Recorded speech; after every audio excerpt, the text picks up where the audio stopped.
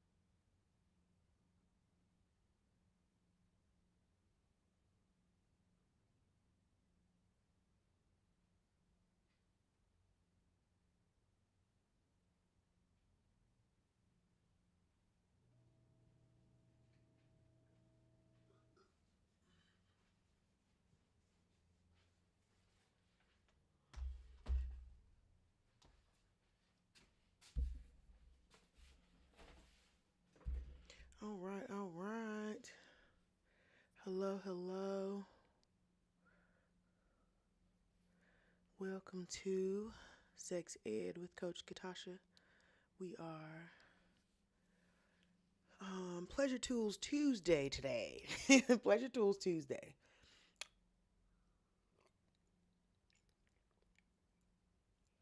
Sorry.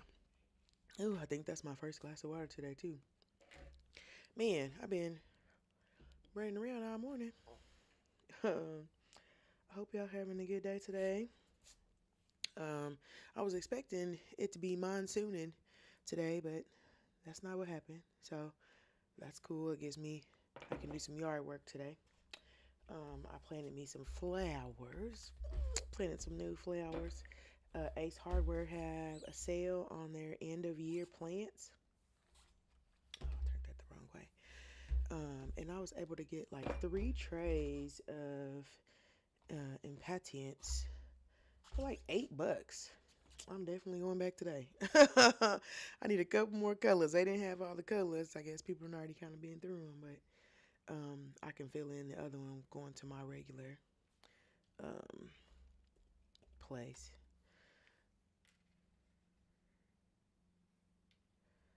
All right, all right. Okay, so today, what are we talking about?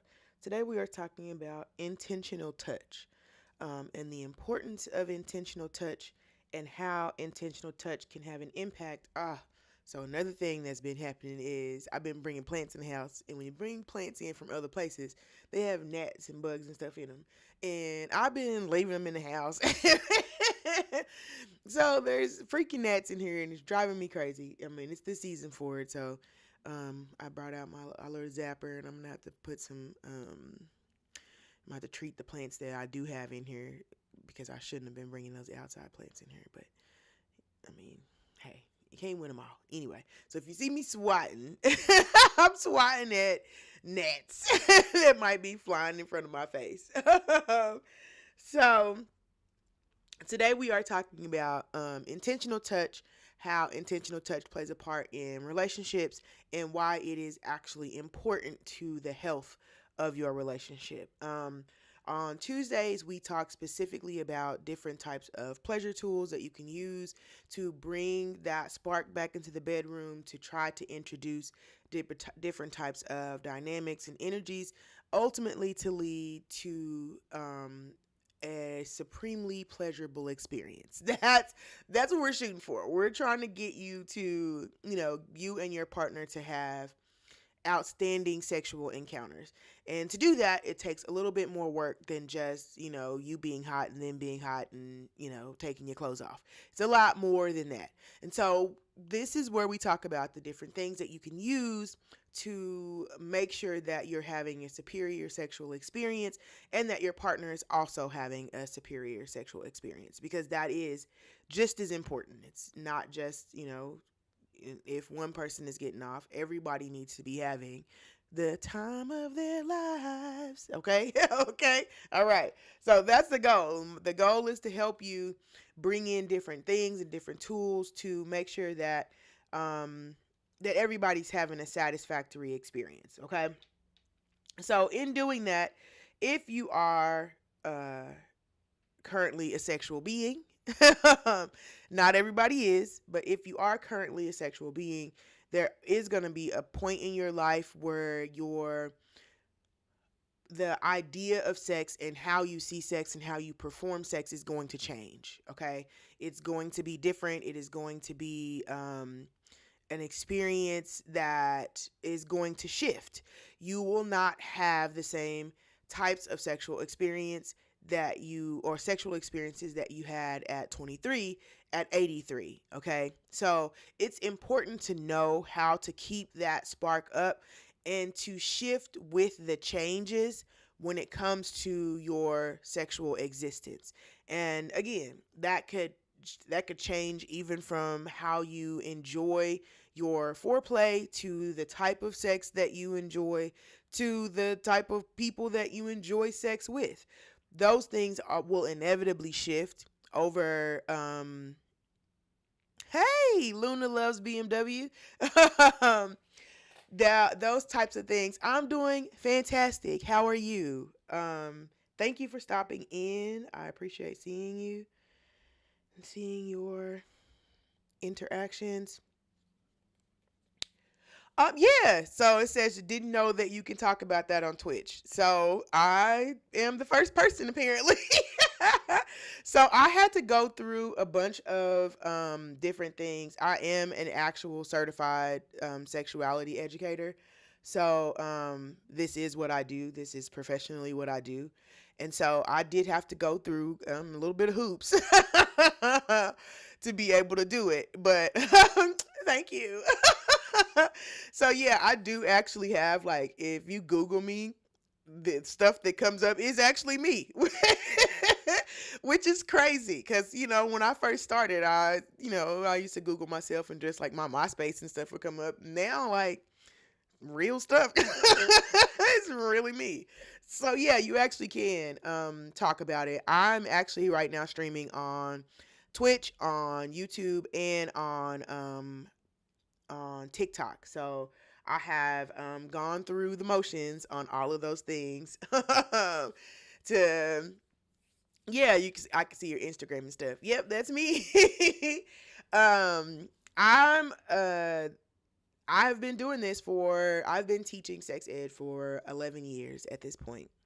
Um I started I started on Craigslist, back in the gap. I started on Craigslist, getting my clientele up, and just, there's a need for it. Hey, if anybody is interested in it, if anybody is interested in learning more about sex ed to teach to other people, there are so many different, um, that sounds like the American dream. I'm not going to tell you I don't have fun. Okay. I'm not going to tell you that I don't have the most amazing time. Like, I'm going to be doing this for the rest of my life. That's how much fun it is. It really is. It really is. It don't pay like that. Not right now. It doesn't pay like that right now. But I do make, this is what I do. I make some money. I do make some money. I've done some, I have some stories. None that I can tell you because I'm very versed in NDAs. I do. I will sign, baby. I'll sign whatever you want me to sign. Because I don't care nothing about it. I'm just here for the experience. And so, It is. It's fun, but even there are plenty of different areas to go into. I am specifically a sex educator that with a lean on like pleasure based, pleasure focused based activity, and through anatomy and just kind of what the body does, and all those types of things.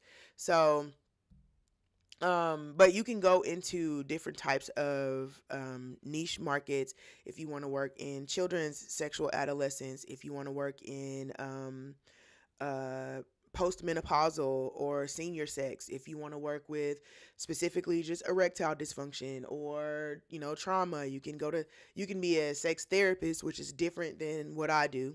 So there's like a lot of, you can be a counselor. There's a lot of different places. You can also do some of the other stuff. Again, I'm here for it all. I'm here for it all. Everybody who works in the business, there's a need for you, whatever you do, and I support you existing in this space and being able to do it. Okay. All right. All right. So if you have any questions, or if I'm moving too fast for you, or if you just want to throw something that has nothing to do with anything out, please feel free to do that. I'll try to catch it. I've been better at staying on top of my chat. So, but go ahead and throw it in there. You never know when you'll have this opportunity again. So I'm all for you taking advantage of it. So, talking about intentional touch, why it's important, what it is, and what you can, how you can use it to better your relationships and your sexual relationships and outside of your sexual relationships. Because an intentional touch is the touch that happens outside of that sexual nature, right? So you often may hear people, or specifically if you work with couples or have couples, that say, they only touch me when, at nighttime before it's time to get over, or, all day you walk right past me and then you lay in bed and you rub on my shoulder, and that's supposed to mean it's sexy time. And that's an issue. And some people don't understand why that's an issue. So let's talk about what touch is and why it's important. Touch is an important part of your development as a baby. Okay. There are studies that show that children who are born, oh God, I'm finna mess it up. Just look up orphanage study. I want to say it was in Russia, but I'm not sure. But they took a bunch of babies and they followed those babies throughout the years, and these were children of orphans, orphan children. And those children during those developmental years had a different pattern of attachment than children who grow up nurtured and touched and loved, right? And you have a very small window for that. One of the things they noted was that children who are left to cry in their cribs, which are, if you don't have parents, if you're in an orphanage, that was the circumstances those children were born into, that you learn that no one's coming to save you, so you don't cry. Because what's the reason? No one's coming, right? So the babies learned to detach and to not cry. And, you just learn that there's nothing, and that's not something that someone is implanting in your brain. That is your body reacting to the environment that you're put in.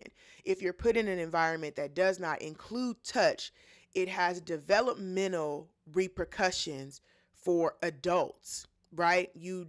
People develop different attachment styles, and people who miss that nurturing during that small window, and I want to say the window is like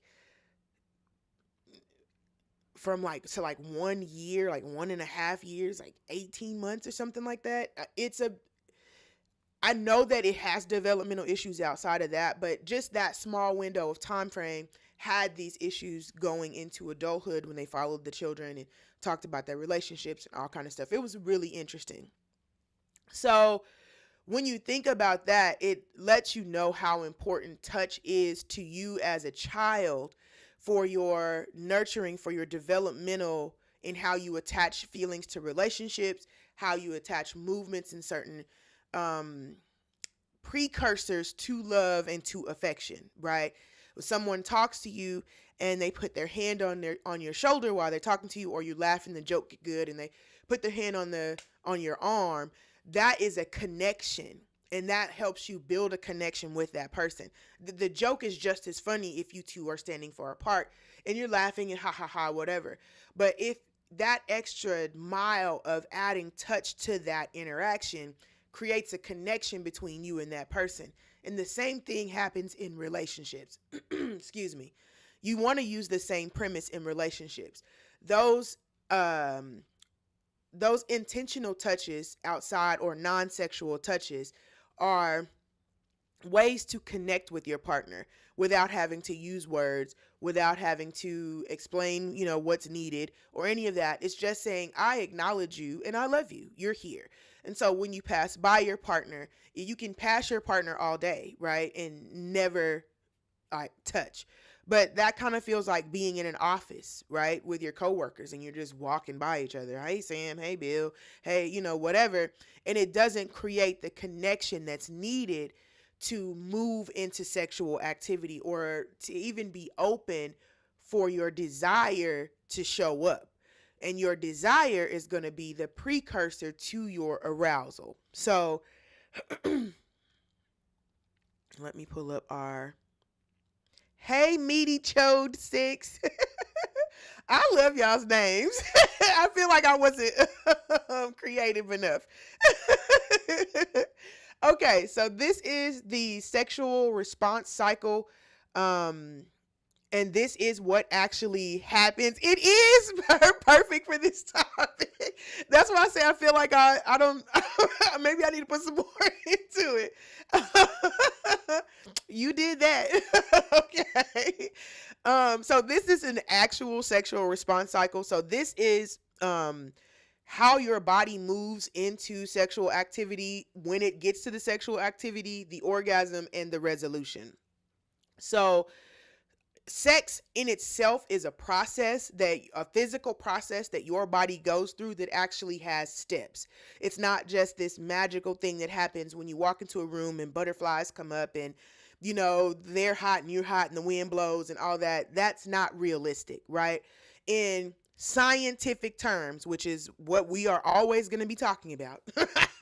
In scientific terms, you're talking about a step of action that takes place that is happening on the inside. Oh, I just realized that my sex life is so sad AF. Well, you're in the right place, okay? Because we're going to fix that. we can fix that, okay? So the understanding how sex works and how your sex is going to work will help you have the type of experiences that blow your mind, right? And so when you're talking about sexual activity, when you leave it up to just these two things these two people that come together and this magic happens, you cheat yourself of the experience of making it better, right? Because you just tell yourself, well, that just must not have been the magical ingredients needed, right? And it leaves it to this perfect chance encounters of sexual activity when in actuality, you can make those encounters better. You can do things and invite types of interactions that make your sexual encounters better.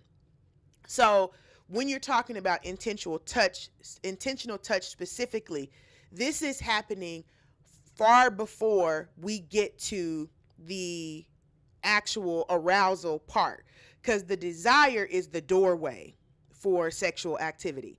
So to be able to have a pleasant sexual experience, the door to desire has to be opened. How you open that door, it's a million different ways, right? And it can be specific to a person at a specific time. So even if you have a door that worked one time, the next time you use it, it may not work the same way. But there are different keys for different doors, and you just have to know which ones to open. An intentional touch could be your partner's door. My little guy is taking notes of this. Absolutely. I'm here. That's what we're here for, okay? So when you're talking about opening the door for desire, intentional touch can create that can create that space if you're doing it in a way that lets your partner feel seen and doesn't feel like they're under pressure now that you're showing up at 11:30 p.m. with these greasy hands, right? So you have to be cognizant of how that like moves and how your partner sees that touch, and making sure that you are doing it in a way that feels good to them, right? And so this is important because it helps you create that connection without a lot of the conversation. And sometimes that's what's necessary. We don't always want to say I love you, right? Not as much as you feel it. I know when I'm here with my partner and me and my husband, we're going through, I love him every moment that I see him. But sometimes it's just, I don't want to stop and just be like, I love you. Sometimes I do. I'll probably say out loud, I love you about 10, 20 times a day. Just because, like, he might be doing something that I think is sexy. And I'd be like, he was cleaning the pool yesterday. And I was like, and so it's little stuff like that. But sometimes it's not a conversation, right? Sometimes it's just walking up behind your partner, embracing them from the back and kissing their shoulder, or walking up and while you're talking to your partner, sweeping their hair out of their face, or just little ways that you can reach out and make those little connections that opens the door for desire for sexual activity later, right? It's not just you waiting until the last minute to create the feeling. It's you investing in that throughout the day, right? And it doesn't take a lot of work.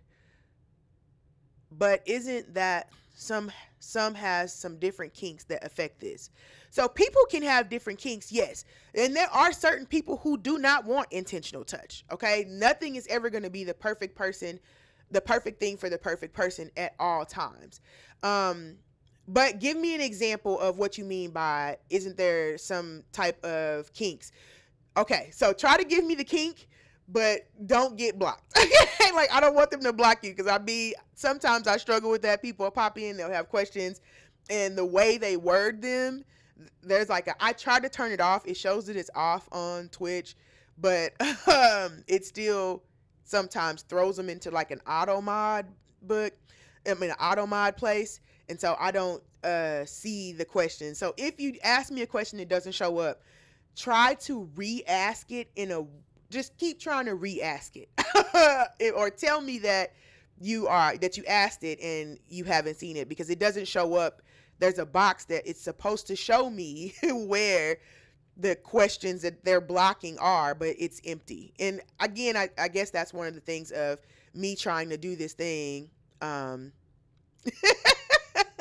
Me trying to do this thing that's not really what this platform is for, but I wanted to use it for that. So it's just kind of, I guess, one of the kinks we'll have to work out.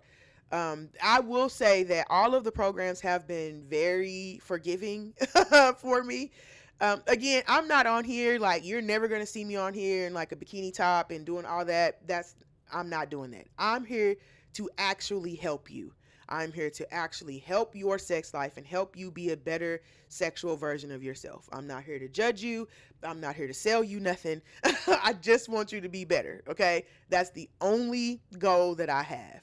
So with that in mind, a lot of the social media programs and platforms are not made for that kind of material. It's not, you're not supposed to be talking about this stuff. And so even just talking about sex is, can get you flagged. I've been flagged. They've cut my channels down multiple times. But I have to appeal. And every time I've appealed, and they said that, it was an error, that I didn't do anything wrong, because that's never going to be the case. Well, I might accidentally do something wrong, which is what I thought I did. But I was like, I didn't show that. The last time it happened, we were talking about VHS versus Betamax, and that rumor of pornography being able to help which one came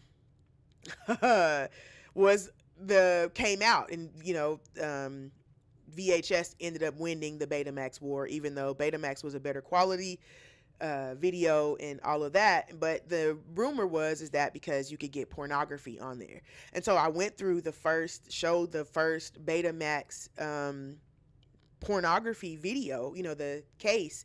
But back in the day, you couldn't show any illicit materials. So it was just a man gently holding, you can Google it, look up Betamax first pornography, and it's like a man like cradling this woman in his arms, but like there's nothing showing. But that's what they blocked me for. They cut my channel down for that. But again, I appealed and it came back and they said that it was a mistake. But because the platform isn't made for that, I'm prepared for that. So if we are talking and it gets cut off, I'll be back tomorrow or whenever they let me back.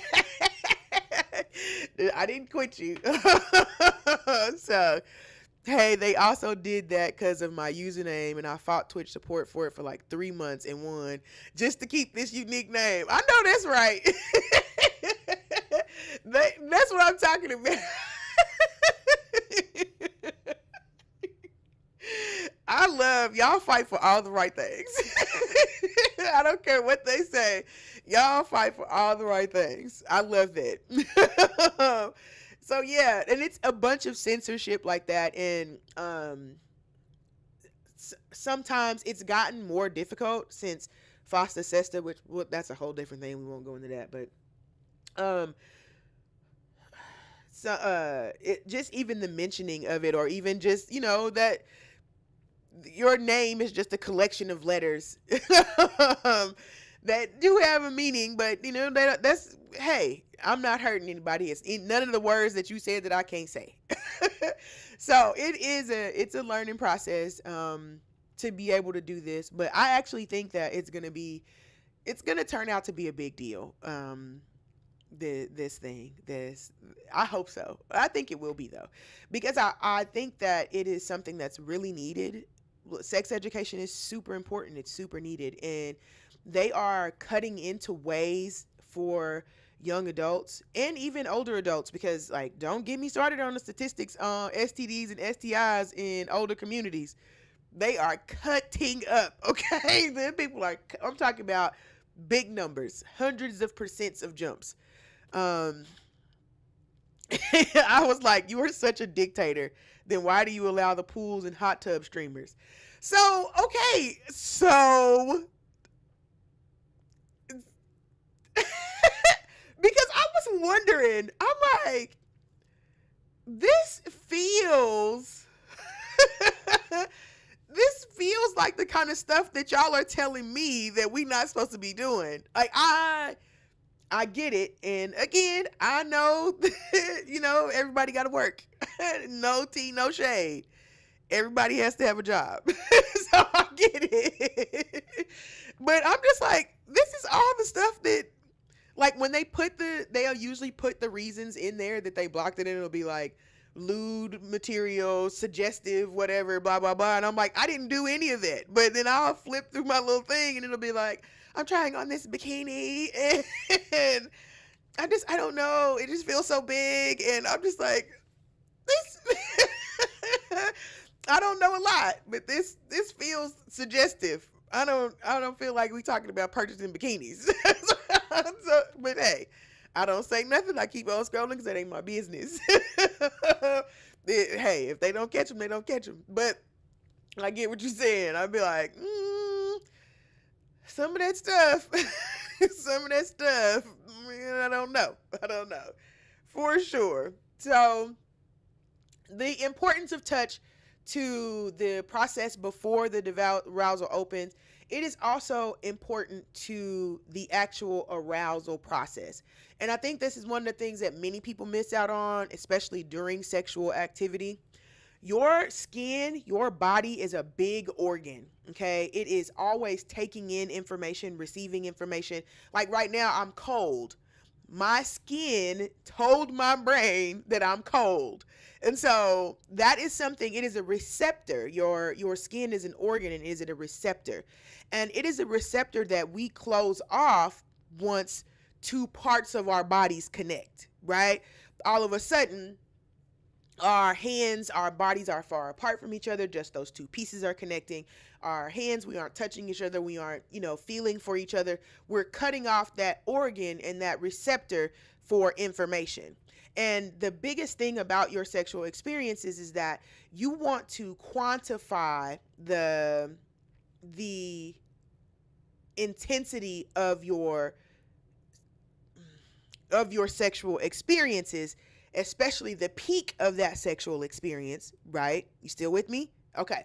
So the peak of that sexual experience, but there's a lot of information that the body needs before it gets to that peak in most cases. Okay. So that doesn't apply for everybody. Some people, you touch them a little bit and they pew, it's gone. Those are the lucky few. They don't consider themselves lucky, but it is, some people don't need a lot to get to that plateau. Some people do. And depending on the type of partner that you have, and a lot of times this is relegated to like a gender specific role, and that's simply not true. It's not true. For as many men that I have that come to me with premature ejaculation, I also experience women who come to me with the issue of premature ejaculation. That is something that both people experience. They don't experience in the same, but both people experience the anxiety, the angst, the high tuned body that comes with that. There's a lot that is not pleasurable about getting there too fast. And so even for them, this piece helps. It helps being able to throw that touch in there and to slow down that process and to create anxiety and to create not anxiety, but anticipation. To create anticipation in those experiences allows the body to go through the chemical processes that it needs to go through to get you to that plateau, to that peak orgasm or orgasmic state, right? And so to do that, your body needs to take in the information of what's going on. And so if those two parts are just touching, the body's taking that in, but it's not moving the needle and increasing that experience. You want to have your body bringing in as much data as it can, as many of the erogenous zones. So you have external erogenous zones in the body and you have internal erogenous zones. Those external erogenous zones can continue to be stimulated throughout that arousal process to heighten and intensify the plateau at the end, okay? And so you want to be using your hands and using your touch to, even in that space, to make sure that you're stretching that out. And that touch is not just relegated again to your hot spots, right? I think let me see if it's still here.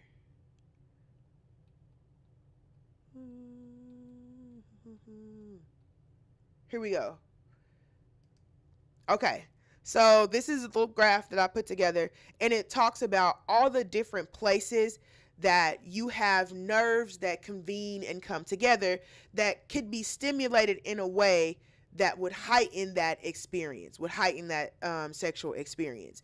And so when you think about all of the different areas that you could be touching, as well as the two parts that you have touching, that's when you talk about increasing that experience and increasing the intensity of that orgasmic experience.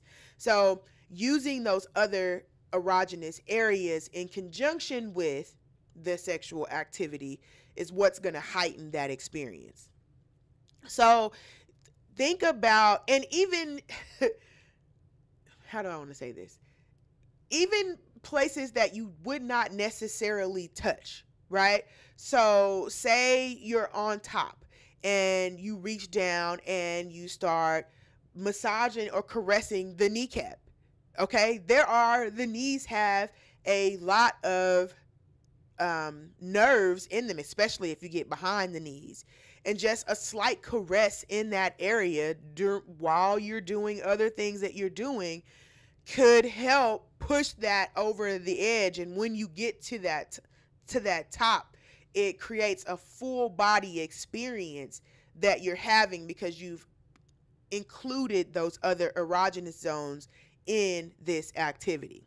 So don't sleep on, the touch during arousal, but there is all of these areas throughout the day that you could help build up the energy into opening the door for sexual activity later.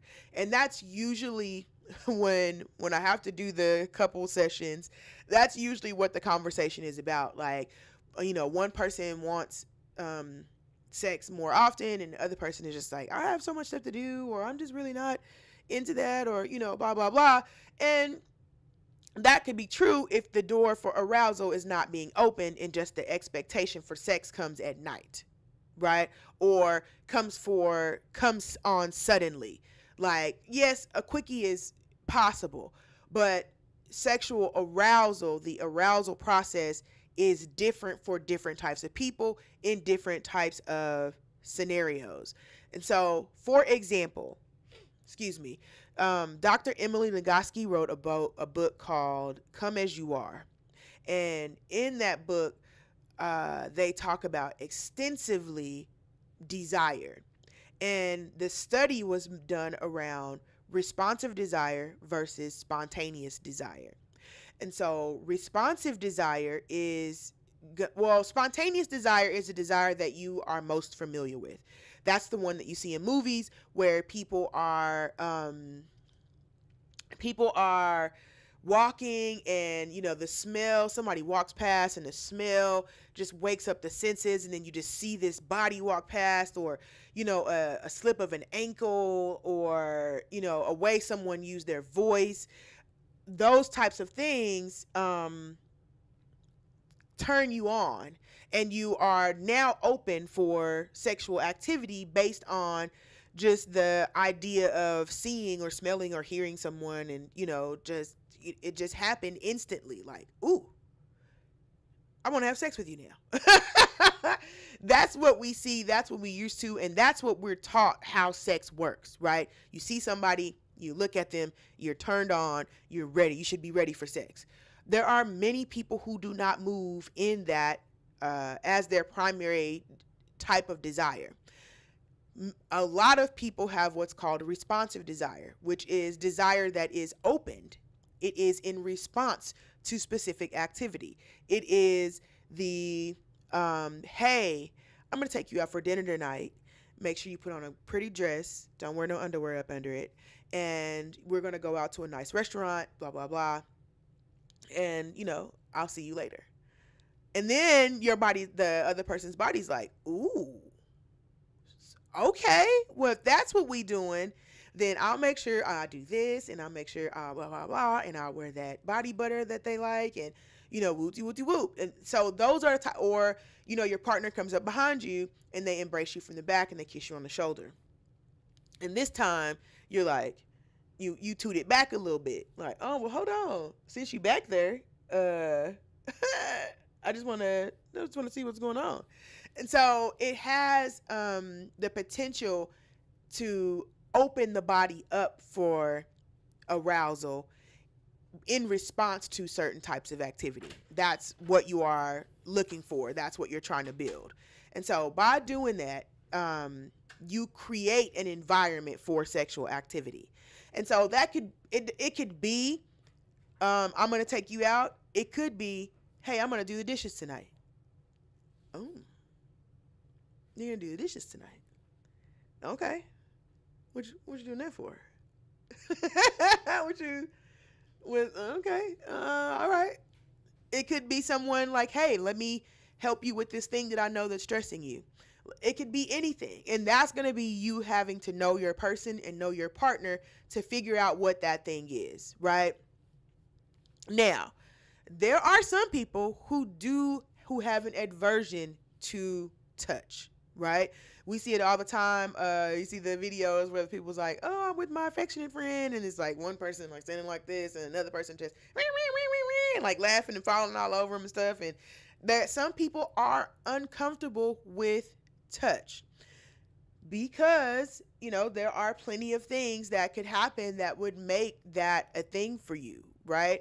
You could have traumatic experiences associated to it. You could have grown up with that not being the norm, not something that you experienced, and something that you've learned to cope without, or even something that has made you repulsed by that type of activity. So this is not something that everyone is going to enjoy, but it could be one of the reasons why your partner is um, saying that you're only touching me at night, or you're only trying to make, um, you know, only showing affection at night and only when it's time to have sex. So it is important that you are spreading that touch out throughout the day and creating that connection. And a part of that connection is also going to be you noticing your partner, noticing how they are moving, noticing how they are feeling, and moving how you move with that, right? So there may be a time you can come up to your partner and you can be playing and be like, you're looking like a dirty bitch today. And they can be like, I am, and what about it? And blah, blah, blah. And then you can walk up to them another time and say that, and they'll be like, who the hell are you talking to? So you need to know like where your partner is and be able to match that energy. Now, many people, when they talk about responsive versus spontaneous desire, they also shove that into a gender box, right? That most men experience spontaneous desire and most women experience responsive desire. Most people will move through both. Most people will move through both. And so here's an example. Even if you are someone who experiences spontaneous desire, say you experience a death in the family. Say your grandpa dies, right? Your grandpa was really close. You and your grandpa, y'all went fishing. You know, they took you to bingo. Y'all was turned. You and your grandpa were friends, and you are torn up by the fact that they're gone. Do you feel like some, kinky, sloppy sex is gonna be what you want to do in that moment? I get it. I do like that. I do like that we do that. But right now, I'm not feeling like that. Maybe right now I'm feeling more like some slow, sensual lovemaking that shows care and tenderness. So you have to keep that in mind, that that's not something that is gender based, even though the research on it is done that way. I don't think that everybody is included in those research studies, if you know what I mean. Okay.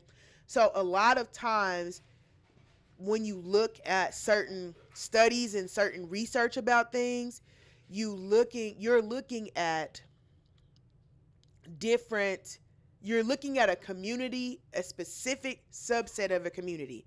So I do a lot of journal reading. I read a lot of papers. I go to the library. That's a part of what I have to do. It's not the fun part, but it's the part of what I have to do.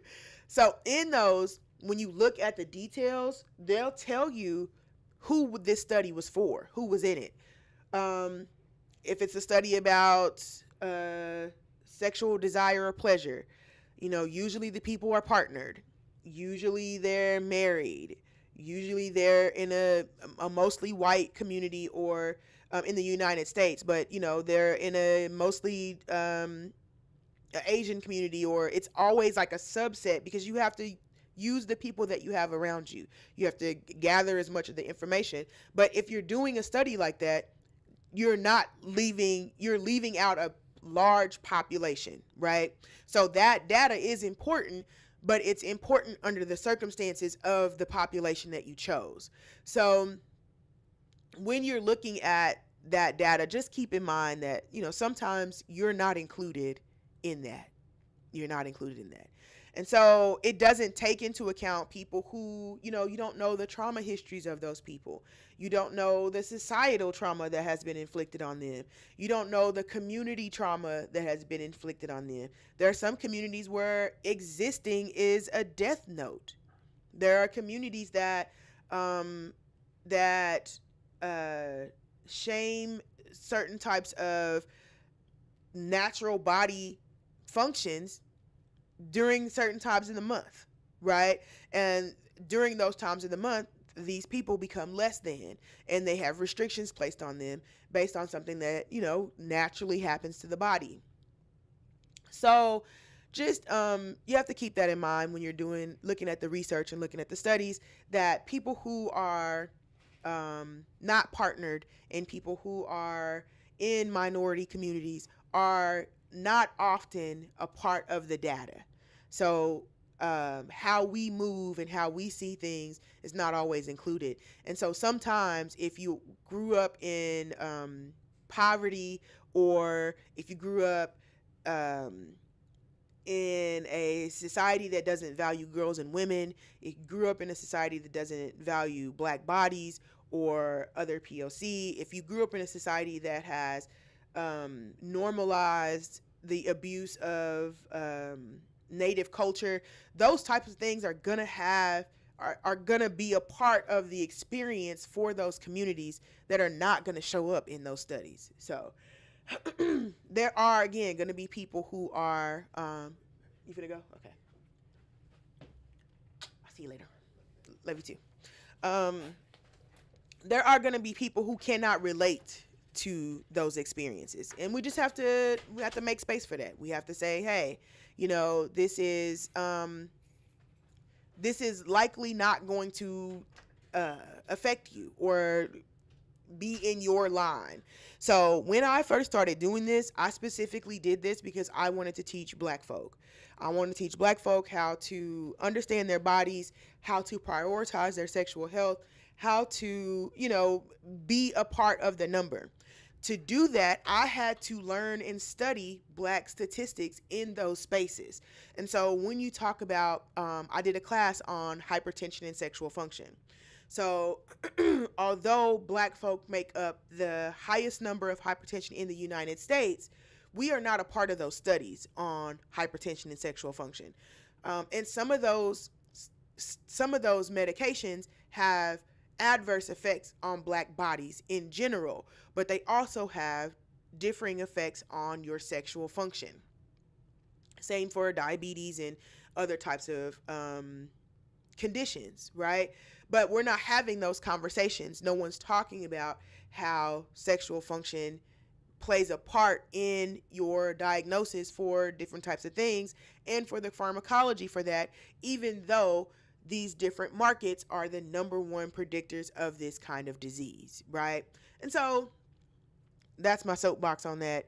So if you are, again, interested in joining the ranks, please come on in. We need you. We need as many people as we could possibly get. Everybody needs to be joining the fight to teach sexual education. Okay? Please come on in. If you want to give greasy Instagram massages, I support that too. People need and pay for greasy Instagram massages. Okay? So find your niche and get in it, I guess. Get on in there. But yeah, so focusing on non-sexual touch leaves the body open to moving into sexual touch later. Introducing sexual touch for a body that may have an adverse reaction to that sexual touch, especially if it's happening immediately and kind of out of nowhere, might be jarring for your person. And that's not the energy that we want to bring, right?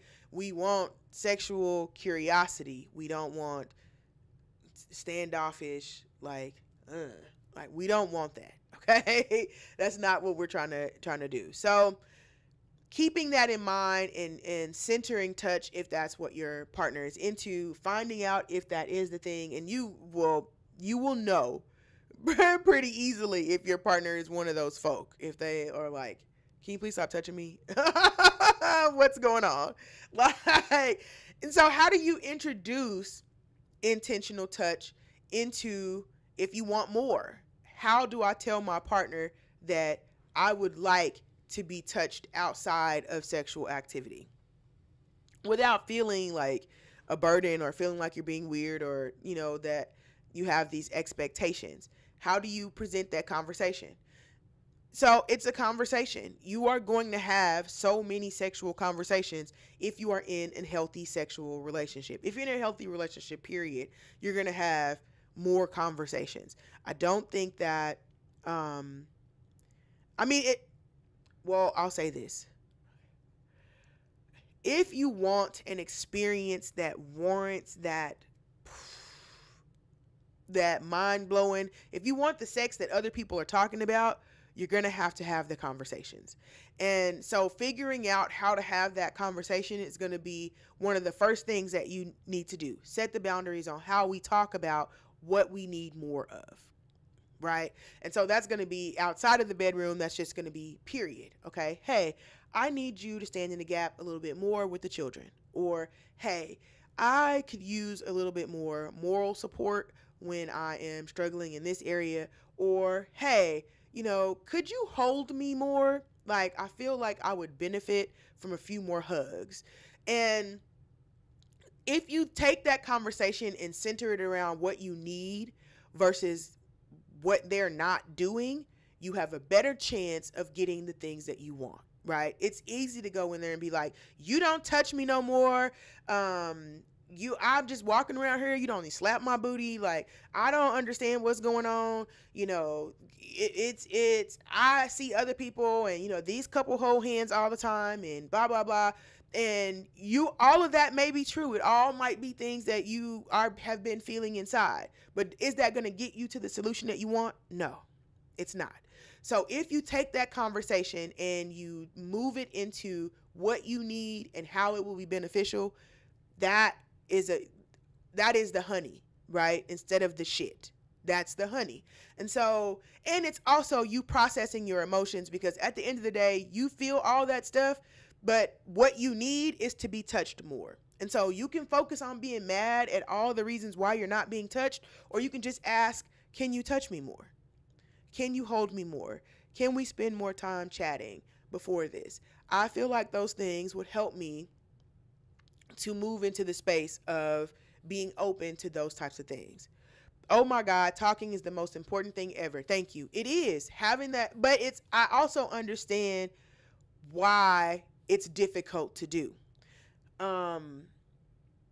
It is not easy to be vulnerable, to be open to that conversation, and to also take up space.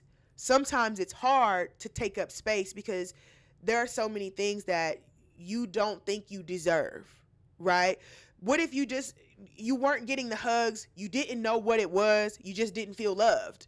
What if you don't have the words to say, like, I just have this feeling like I'm not getting my needs met, but I don't know what those needs are. I don't know what it is. I just, and so you don't verbalize that because you don't have the words for it. And then you start to react and take that out on your partner because you are not getting your needs met, which is going to make you upset. It's going to make you grumpy. It's going to make you depressed. It's going to make you be away with your partner because you don't know why they're just not meeting your needs.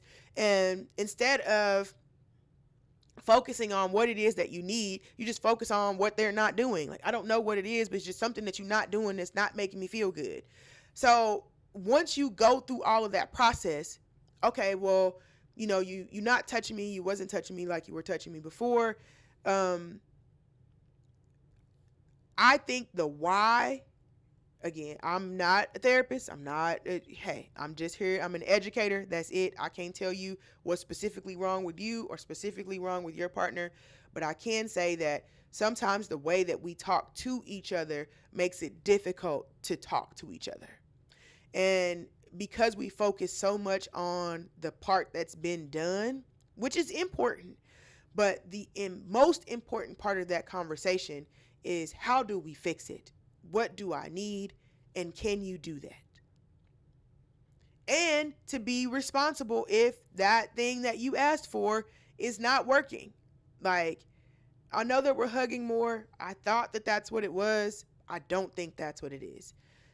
Is it okay if we try something else? Okay?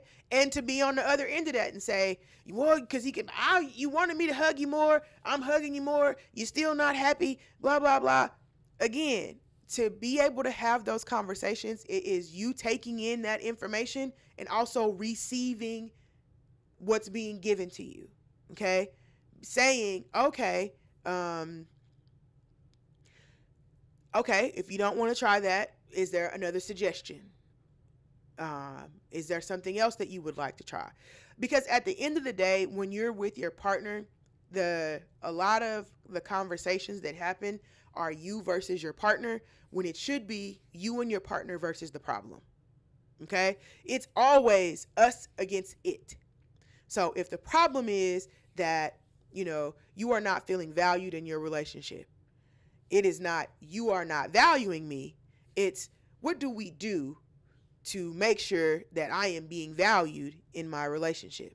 What are some ways that I would feel valued in my relationship? I would feel valued if you ran me bathwater, or I would feel valued if you made me coffee in the morning, or I would feel valued if you acknowledged me throughout the day.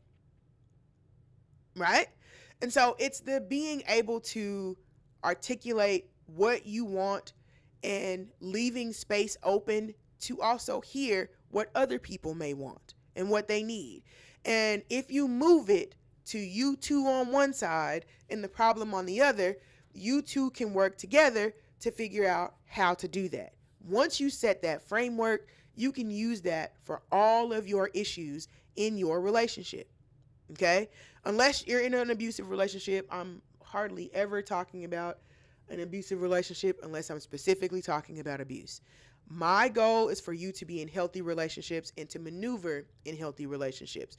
Now, you're going to do that imperfectly throughout the times. I get that. That's just one of the things that happens. But at the end of the day, it is to move back toward getting to the relationship and getting us back on track to having a healthy dynamic between, the two partners. So that's the goal, right? Now, if you are in an unhealthy relationship, none of this is going to work. None of this is going to be, you're not. And how you're going to know that is that you're not going to have two people who are trying. That's the easiest way for me to tell you. If both of you are not trying, and if you are in love with your partner, you know when your partner is trying. You do. Even in the hardest of circumstances, I'm married. My friends are married. We're in relationships. We're in long term. You ain't going nowhere relationships, and when your partner is trying, even when they mess up. So if you really don't feel like your partner is trying, then it's time to move on. But if you are in a relationship where that, I want to be with you, I want you to be happy, you want me to be happy, how do we make that work? Those are the types of relationships that last and that you're able to build upon. Not trauma related relationships, not all of that stuff. Though people can, okay? You can be married for a long time in an abusive relationship, in an unhealthy, toxic relationship. You absolutely can. I'm not going to tell you that you can't. Is it fun? No, not at all. But it can be done. It's just like going to work every day. You go to work every day, then you come home and you go to work again, and you hate every minute of it. So it doesn't have to be that way. You don't have to be that way, but you can. You absolutely can. I don't want that to be the goal, but I'm not going to tell you that you can't do it, because people can, and they do. But if you use the tools that are available to you, you should be able to craft out a space for you and your partner where y'all exist on the same side of the issue, and you are both working together to resolve the issue. What do we do? How do I open my mind to hear what my partner has to say? How do I say what needs to be said? Do I have the language to articulate what's wrong with me? Am I reacting to something else that's going on and I don't know what I just seen my best friend showed up. I was just talking about being married, girl.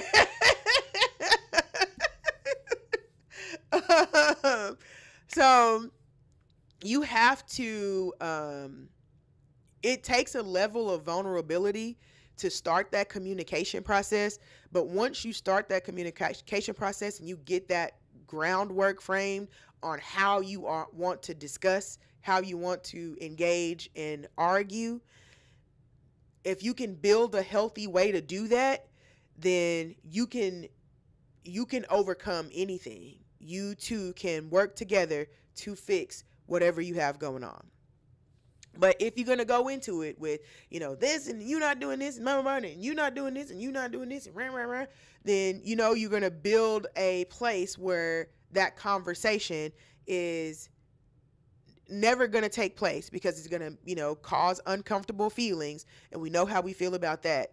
And then it also, you are losing the ability to resolve things in the future. And so when you're talking about sex, we're not even talking about actually trying to resolve anything. We're actually trying to build upon what we already have. But sex is such a contentious topic that it can feel aggressive, even if that wasn't the goal of the conversation. So it has to be handled with care.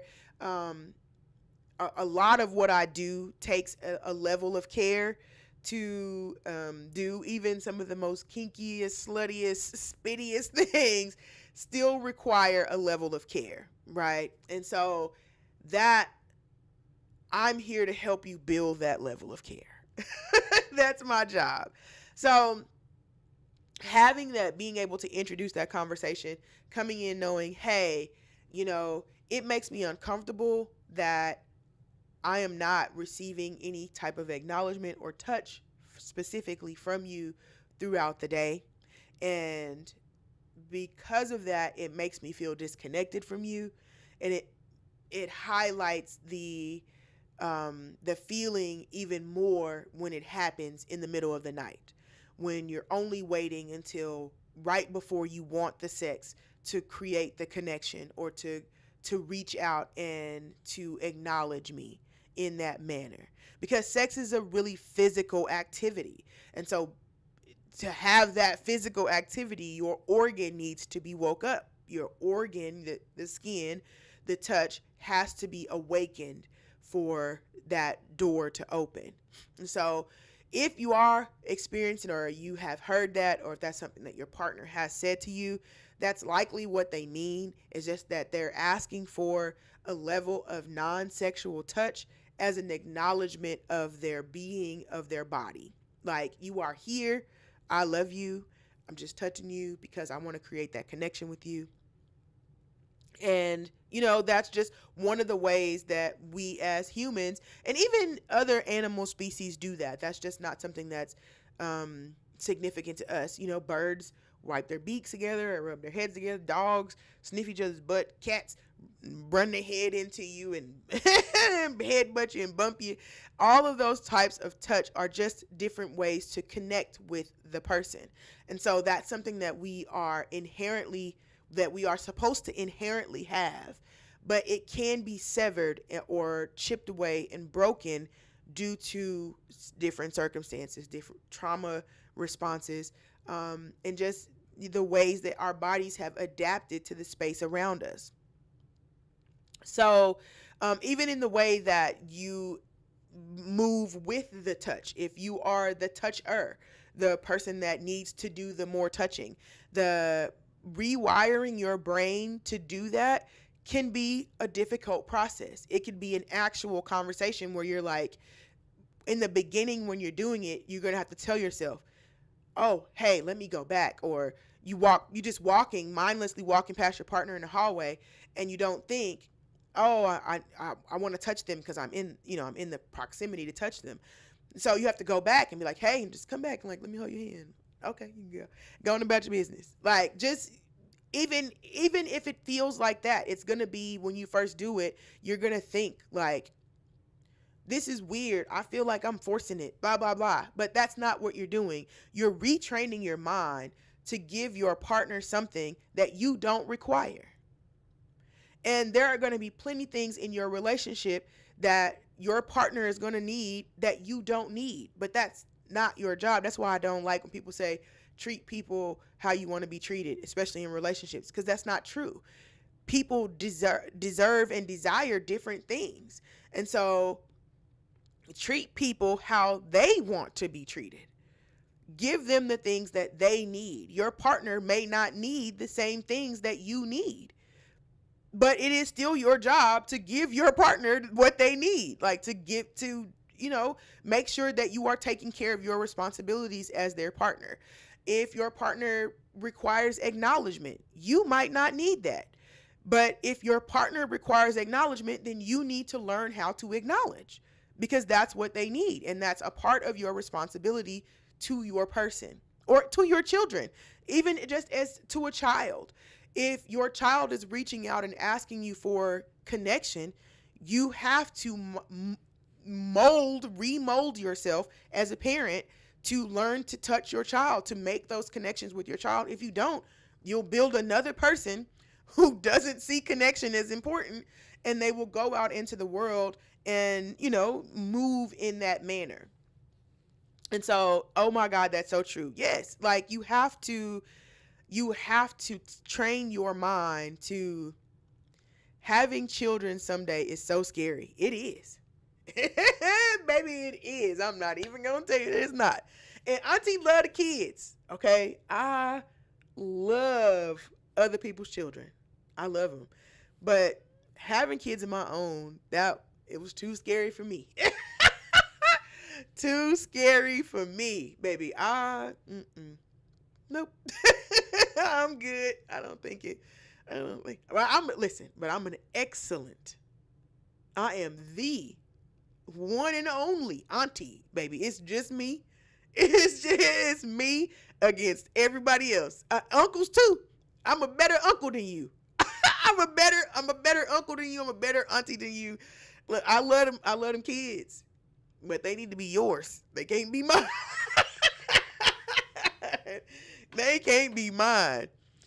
I wish I was an aunt, but I don't have siblings. Oh, girl, all them kids ain't my siblings' kids. Them is my friends' kids. So I don't know. In the black community, you don't need to be kin to be kin. Okay, you don't need to be kin to be kin. I was in the room when them babies were born. Okay, I was there. So them is my nieces and my nephews, all of them. So being an aunt is so fun, but you don't have to like, they don't have to physically be your kids. So next week is boys week. I get all of my friends' kids once a week during the summer, just to kind of give, some parents don't get breaks. Like, they really don't get breaks. And so I get my friends' kids so I can give them a break. And like, they need to be able to go out. Like, parents need to be able to go do stuff. So I get them kids, baby. So next week I'm gonna have them kids. Yeah, thank you, girl. Thank you. I already got our week planned out. We going fishing. I'm taking them to the museum. Like, it's going down. We having an art show. I'm gonna have a backyard art party and invite my friends over so they can come and look at their art, and the kids have to explain the art that they did. And so I get them kids, and of those kids, no, all of those kids, 3 of those kids are actually my nephews. But one of them is I don't know what to call him. He is my stepson's brother, my stepson's younger brother. But he called me auntie, so that's my nephew. That's my nephew, and that's what that is. And so he'll be here. But yeah, I get them kids. But you're right, like, having kids is scary, especially like with all the stuff that's going on right now. Like, I also, in all fairness, I lost my sister in childbirth. She died giving birth to my niece. So that was kind of what put that nail in the coffin for me. It was that closed it right on up. I was like, you know what? I don't thank you. But it's been a while now, and it was taken care of. Her kids will never have to worry about anything ever in their lives. But as a Black woman, that's a very real reality of childbirth, is that we all know someone who died or almost died. Almost all of my friends almost died um giving birth. It's a traumatic thing. Like there's so many stories. There's so many stories. I made a poll that I haven't posted in a while. I probably need to, but I wanted to get some maternal stories um from other black mothers of like their process. But every time I talk to somebody, they're like, I almost died. Like, I almost died. Baby, that's y'all gonna have to do better. You trying to kill me. I'm not gonna let no good sex take me out of here. Especially not gonna let no bad sex. What if I died? Oh, never mind, cause I'm finna get mad. I'm finna get mad. So that's why I say sex should be fantastic. It should be fantastic, and we should be moving to make it fantastic. And there are some hard conversations that sometimes we have to invite fantastic sex. But it is important that we have them because the most important thing to connection is finding someone that you already connect with, right? If you're forcing a connection, if you are trying to stick a square peg in a round hole and trying to make it work with someone who is not interested in hearing that or being a part of that or doing any of that, then you're just talking to a wall and you're wasting your energy. You need to have an underlying deep connection with the person that you're trying to build with, and that connection feels so natural, right? It is not something that is hard to do. That is one of the most important things that I tell people. Like, love is not hard. Like, it is, but it's hard in the way of making me see myself. It is hard in the way that um I handle situations and how my partner handles situations.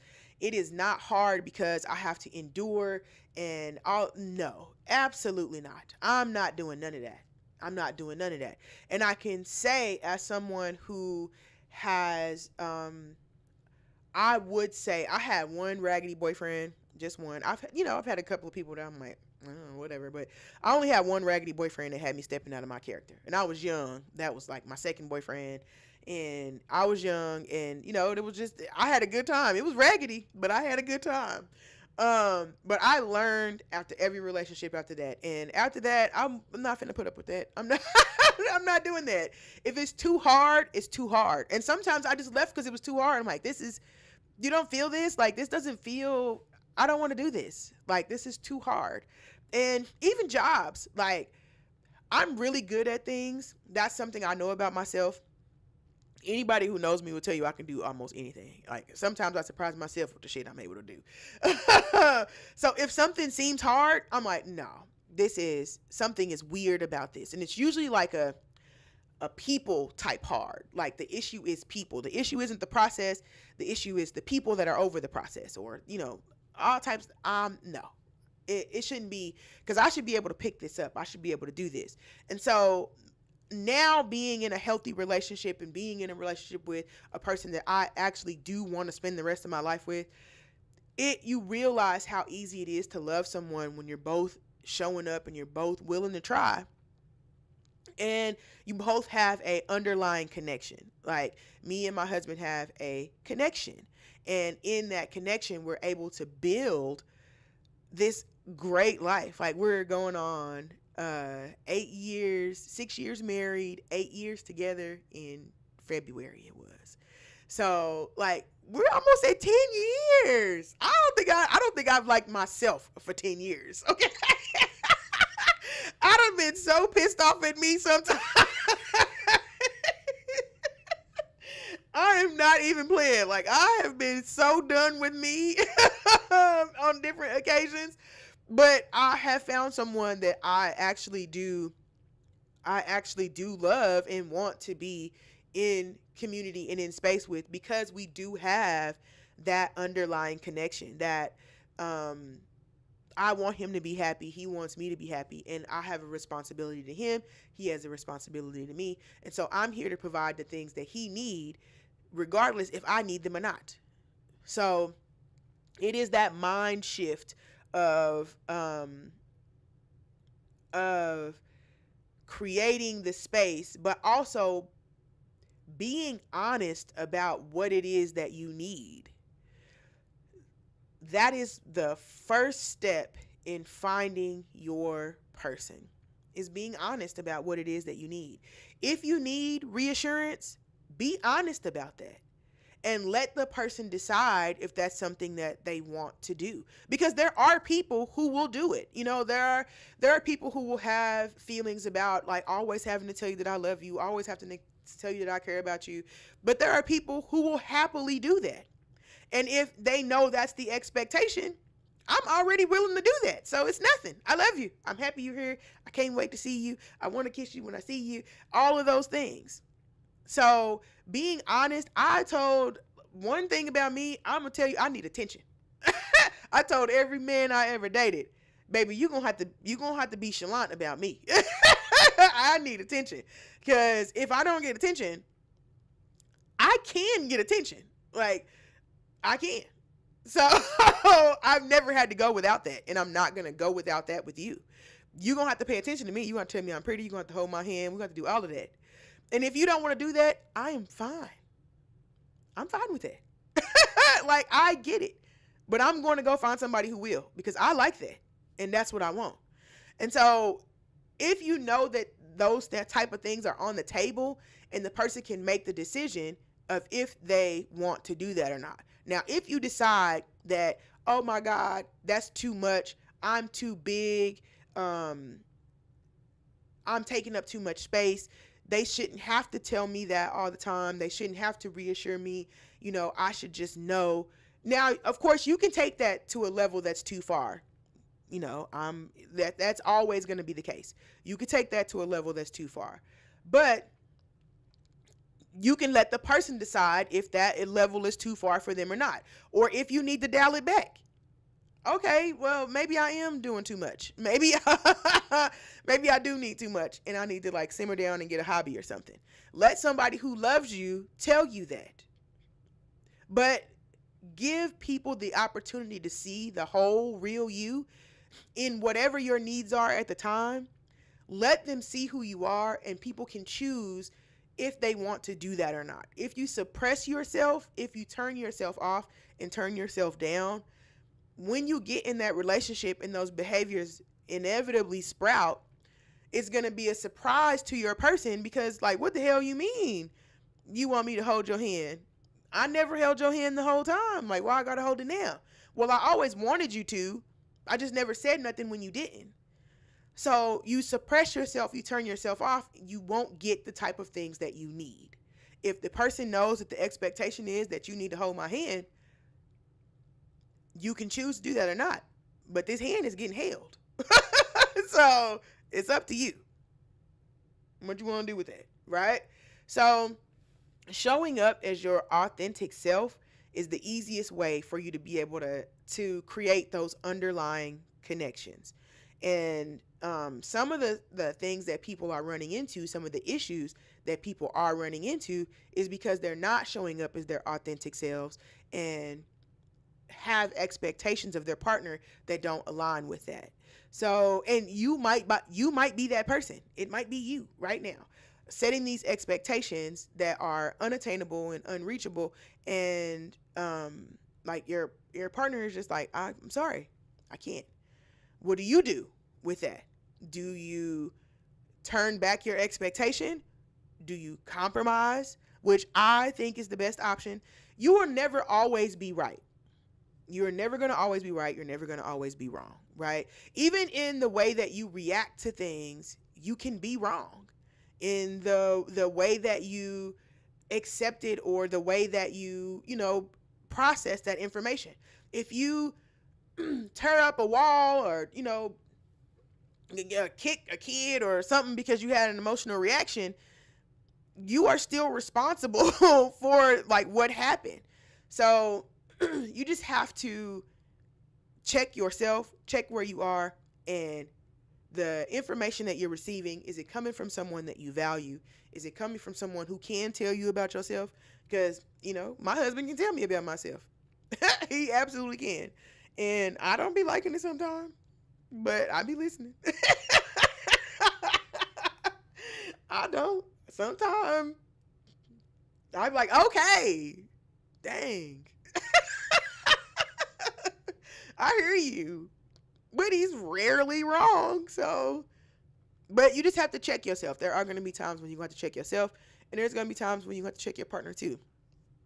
And so that's why it's good to have that foundation of communication of how we want to argue. Okay. And some people have really outrageous ways in which they argue, right? So I saw a couple say they only argue if they go out to eat. So if they need to have a discussion about something, they have to go to a restaurant and sit down to eat. There are people who only argue by text, right? Because they get anxious up front. There are people who argue, they say their piece, they go separate ways for a set amount of time, for 20 minutes, and they come back, and then they can reconvene. Whatever it takes for you and your partner is all that's required, right? But you have to be open to trying different things to find out the best way that you and your partner can settle your differences or settle things that need to be brought to the table. So you're just gonna have to find it out. You're gonna have to run through some things. Y'all gonna have to try some stuff, and all that stuff's not gonna work. But the goal is to find the thing. Find the thing that works the best. You're like, okay, but that's stupid, and it end up being stupid. And y'all meet somewhere in the middle. And so there's gonna be a whole lot of that.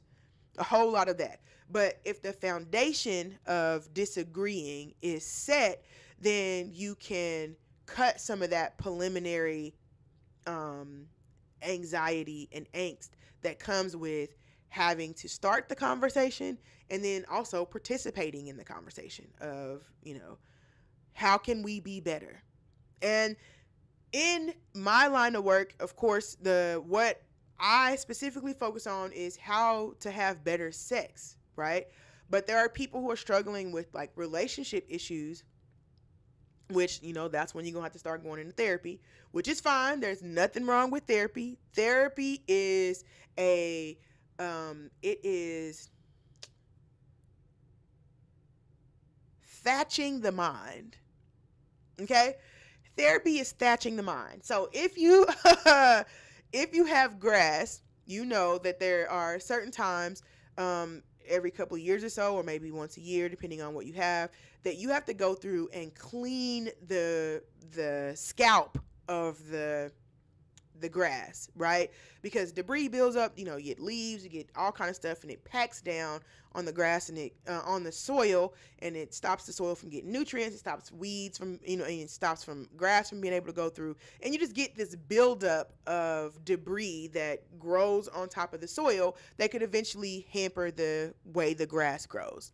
So all of your life experiences is that debris on your scalp, right? It is how your first relationship went, how your dad treated you, how your mom processed emotions, how your first grade teacher talked about your shoes. Like all those different types of things are leaves that are on the scalp of your sex life, right? And so, leaves that are on the scalp of your life. And you build, like the grass tries to grow around it. It crawls out and grows that way.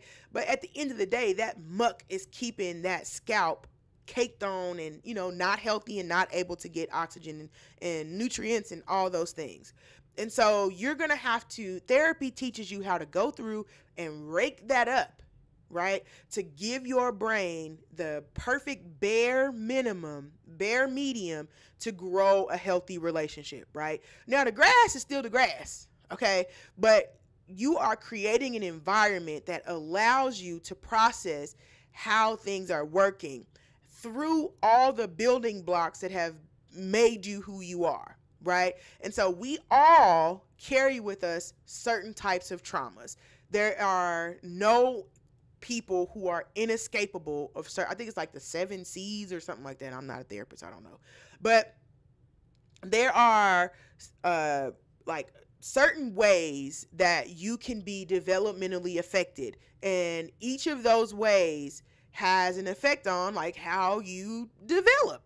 And when you like, if you don't have the connection with your partner, or your connection with your parents, if you did not feel safe in your home, if you grew up in an abusive household, all if your parents were never there, if you were rich and you just had a nanny and you didn't feel like your parents cared about you, if you weren't in a space where you felt like you could voice your emotion, or you could advocate for your body autonomy. All of those things are going to have a way. You're going to build a process as a young adult on how to deal with those types of issues.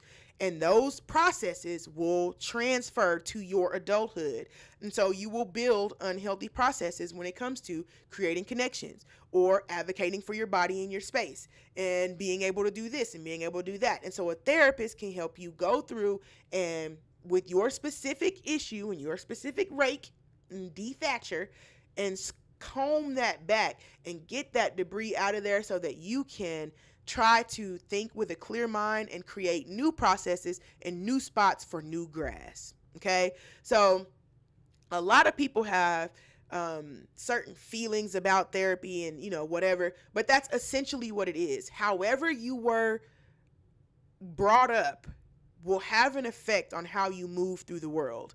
And how you are moving through the world has a direct effect on your quality of life, your mental and physical health, and your sexual health. And so those things, they can help you like figure out how to create a process, how to love, how to show emotion, how to process affection, how to get into your body, all those types of things, right?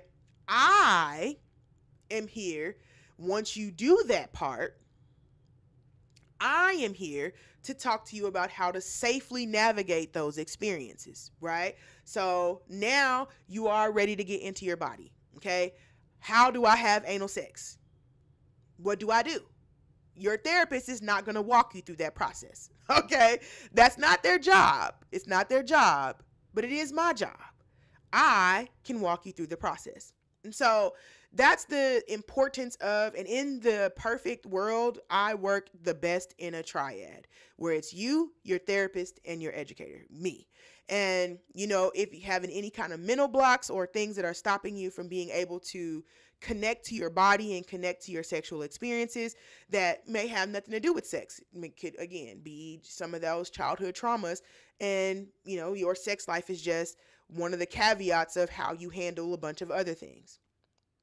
So they will walk you through the processes on how to do that. But when it comes to actually safely navigating them, how do they do that? How do I do that? If I am on the kinkier side of life, if I do like a little slap or a little punch or a little, bite or a little, whatever, I'm okay. So what do I do? How do I do that? How do I safely navigate that without, getting harmed or causing harm?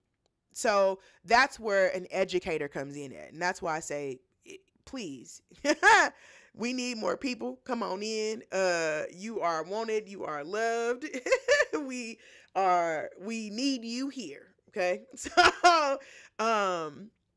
absolutely. I will. Matter of fact, they are not paying me to do this. So, I don't get paid from this. I mean, they do pay me. They employ me, but they do not pay me. Oh, that's not the one I want. Hold on. Here we go. This is the institution that I went to. I had already been teaching, but this is the institution I went to. I cannot stress enough how amazing it was. How hey friend, I just saw my oh, I didn't see that one. It said my son came out gay and I disowned him. Oh, well, you're bad. I hope he has a great life. I hope that your son was I hope he's enjoying a pride, happy pride. I hope they are. I'm not going to say him cuz he might not be a him. And I yeah, tell them to tune in. I would love to congratulate them and stand in the gap for them on behalf of you. If that's a decision you made, that's fine. I'm sure they're a great kid, and I would love to be in their lives. Um, I did not see that. I did not have the chat open on my TikTok, so my bad. I did see my friend. So I hope that if you are, it is June, it is Pride Month. If you are right now struggling with your sexuality, or are feeling the persecution of the space that you are in, I just want you to know that we see you. There are plenty of people out here who um, are fighting for your right to exist, and I hope that in your lifetime that you are able to live and be your true self regardless of what others think of you. If I can give you any encouragement, it would be that no matter who you were or what you did, somebody would have something to say. So you might as well just be yourself and let the people talk. There's not going to be a space that you can reside in that is not heavily policed. So fuck them. Live however you want to live. Do whatever makes you feel complete and feel whole, because that is what you deserve. Okay? So let's talk about the schedule for the week before we go. Tomorrow, tomorrow's Ask Coach Katasha. So Ask Coach Katasha is our live Q&A where you can come in and you can ask any of your sexual questions to a live certified sexpert. Just a warning. Ask Coach Katasha can get a little spicy. People have different questions, and sometimes yeah. So, but all spaces are important. All questions and conversations are important. So we make space for them, but it can be triggering for some people. So just keep that in mind. It's not, most of the classes are curated, so I can we're talking about a specific subject, but Ask Coach Katasha is a little more open, and I can't really control a lot. I can control it, but for the most part, it's just people asking questions about things they're curious about. So if you have questions and you have sexual questions that you have been arguing with somebody about, arguing with your partner about, or arguing with friends about, you can send those questions to me. And if you can stop in for the chat if you want and drop them in the chat. If you don't want people in your business, oh shoot. If you don't want people in your business, you can send those to me. You can send them to any of my social media platforms, or you can email me any questions that you have, and I will bring them to the chat on your behalf on Wednesday. Again, all questions are valid. All questions are important. I'm not going to be policing the language, but the systems do. So I'm going to ask that if you're asking your questions, to put your best, Grey's Anatomy impression on, to ask me, to make sure that we can get the question answered. Because regardless of how it sounds or what the systems allow us to do, it is important that we can make space for people to talk about things even when they don't have the language, right? So I'm going to be assuming that you are not trying to be rude or any of that. My intention is going to be to answer the question in the most genuine and non-judgmental way. So, but for the question to get through, you're gonna have to finesse it. Okay. On Thursday, we are going to be, Sex Tech Thursday is going to be at 12. This is not right. It's going to be at 12:30. Did I save a new one? Let's see. I'm pretty sure I did. Hold on. So I made that one, but I just changed the time in March the 1st, but it's June now, so I don't have that much of an excuse. I'm also just kind of raggedy. I be forgetting stuff. I'm not even gonna lie to you. I'm a one man show, man, and sometimes the show be going on without me. So on Thursday at 12:30 p.m. it's gonna be Sex Tech Thursday, where we talk about new technologies in sexuality. I don't know. There's not a lot that I know about sex tech in general. So this is something that we're kind of going to be learning together. We're actually going to be talking about, and it's called an orgasm trainer, but I didn't want to put that on the flyer in case it got flagged. So I put climax trainer on there, but it's it's the future of stamina training is what they're calling it. So we're gonna be talking about a specific model of a toy. They're not paying me for that. I will be taking that again tomorrow. I am not being paid for it. I just think it's interesting, and we're gonna talk about it because of the sexual implications of it. And I also just want to stay on top of any type of sex tech that's going on, because technology moves with sexuality, regardless of if we are recognizing that as a form of whatever. But yeah, that it moves. They move together for sexuality and technology. So we're going to be checking it out. And then on Friday at 9 p.m. Central Standard Time, we're going to be doing Late Night with Coach Katasha. So Late Night with Coach Katasha is just a little more laid back. We're just kind of chat about what's going on in the news, what people have going on, and just kind of check in, kind of like our weekly check-in. Now, these classes are not made for work. They're not safe for work. So if you are at work or plan on listening at work, please make sure that you have your headphones available. You cannot come live here once then people fire you. So make sure that you got your headphones on. To find me on any of the platforms, you can search Coach Katasha in the search bar, and that's going to be on Twitch and YouTube. I'll be streaming Monday through Friday, each at each respective time for the foreseeable future. I do like this time slot. I might tweak it a little bit more to make them all. I don't know. But I do like the time slot. It gives me the rest of the day. I was doing it in the evening before, and it was just kind of like all day I had to worry about, like, am I ready for, or do I have to do? And then all the other stuff I have to do. So this kind of helps me get it out the way. So that's going to be our classes. We usually run either from 2 p.m. or 12:30 p.m. Monday through Thursday, and then Friday is going to be our late class at 9 p.m.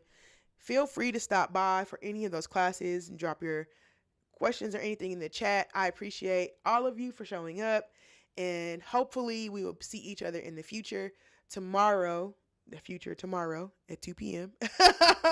for sex ed, for Ask Coach Katasha. I don't even know what day it is. I'm gonna go work in my garden a little bit I gotta go do a yard, so I have one of my gardening clients. But then I saw my best friend is here. Bitch, they got tomatoes on sale at Ace Hardware, so I'm gonna go and stop and grab you a couple. Some tomatoes and some cilantro. I was gonna grab you yesterday, but I think I'm gonna just go today and grab you a couple, and then I'll be by so that we can plant them and get you. They already had some tomatoes on them, girl. So I was like, let me get my friend. Let me grab her some tomatoes. Yes, girl. So I was like, ooh. And they had Roma. I was like, she said she wanted Roma tomatoes, and so they had Roma. So I'm gonna go grab you a couple, and we can put them in a pot and get you some stuff going. For your little pot garden. I love gardening. If you are here, I love being outside, baby. What's this? I got some coins. Who gave me some coins? What that mean? What that mean? Y'all tell me what that means. Somebody gave me some coins. I don't know. I think it's on TikTok. I don't know. I haven't got to that part yet. We gonna figure it out though. Yes, I'm pumped. Me too. If you're in a smaller space, I recommend gardening. Is really very therapeutic, and just to like have something to grow. It's cool to like see the thing that you have. Like I got some tomatoes that I planted like a month out, and I gotta go stake one of the plants because the tomatoes are so heavy on there. They are so heavy, and I feel so proud. Like, look at my tomatoes. I had to do a lot because my backyard is like real shaded, so I had to like get the tree trimmed down. I got to get another trim, a limb cut off, um, so I can get a couple more hours of sun. So now I get from 11 to like 4:30. I can get sun on my garden, and sometimes that's in spaces. So it's like this. It starts at 11, but like in the corner, and it just kind of. So I don't get a lot of sun, but I get enough. I got some tomatoes. My tomatoes came in early. They usually don't come in until way later because I just don't get enough sun in my backyard. But now I got some tomatoes. I got my dill growing. What else I got growing out there? My lettuce went to bolt. It's too hot, but I just planted some more yesterday, so I put it in a pot so I can have like a lettuce blend. I'm gonna keep it on the patio so it's not directly in the sun. Um, what else? What else do I have? I planted I got some pickles, some pickled cucumbers. I bought cucumbers specifically for pickling. So I got some little pickles growing out there. Uh, I got my corn. I have not successfully been able to grow. I had like a little one, but I haven't been able to successfully grow corn. So I got two little stalks coming up, and I went and bought some more. So we're gonna see if it's not too late. We usually have a pretty late. It don't usually frost or freeze until like end of October, early November. So we should still be outside and stuff. So I'm hoping that it's not too late for me to plant the corn because I did plant it kind of late. So oh, I pulled my garlic. So when they cut my tree down, it fell on the garden and it hit right where the garlic was. And so fell over and it started that. But I pulled it up and it's some little bulbs and they really small. Like they're really small bulbs. But I got garlic, so it's hanging up out there. I put it out there on the 28th. So I think it's got to hang for like 2 months before it's good. But yeah, like I got garlic. That was my first time growing garlic. Like I'm excited.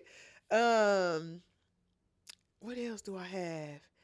I planted some zucchini yesterday because we're supposed to get a lot of rain coming up. So I'm preparing. I was trying to get some stuff. I planted some flowers. They had at the Ace Hardware. They had the 50% off of the pack plants, and so I bought some patients. But I'm gonna go to another Ace Hardware because they only had like a couple of colors, and I need like a couple. I need a white. I need a couple more colors. You know what I mean? I just need a couple more. So, and I bought 3 packs and they were like $8. 18 plants for $8. Yeah, I put them right on down. So I'll be at somebody Ace Hardware again, trying to give me some more flowers.